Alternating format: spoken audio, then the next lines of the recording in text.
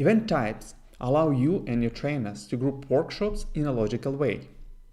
Let's say your trainers give a 2-day workshop about painting trees. It is your core workshop, and even hotcakes are not as popular as this one. So, painting trees workshop is the perfect choice for the first event type. Now, your trainers obviously promote these workshops.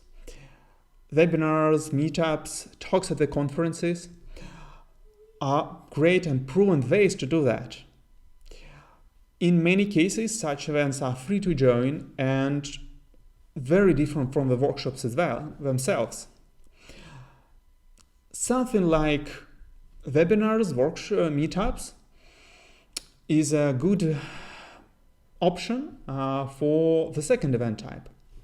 Later on, when you develop a new course about painting clouds, for example, you will add it as the third event type.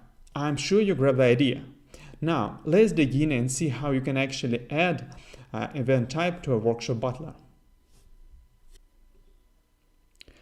For that, go to Account Settings and click Event Types on the left side menu. Then click Add Event Type button. We type in the name of an event type, Painting Trees Workshop. The second field, default title, is used by the system to populate a title of a workshop during its creation. If we add something like 2-day workshop on painting trees here, and later our trainers create a new workshop, Workshop Butler insert this title as a default one. The trainer can either change it or leave it as it is.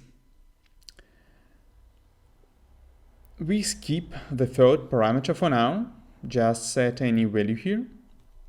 And the last one, the last flag, when activated, allows trainers to create free workshops of this type. In our case, Painting Trees workshops are always paid ones, so leave the check box empty. Now, we click Save, and here it is, our newly added event type.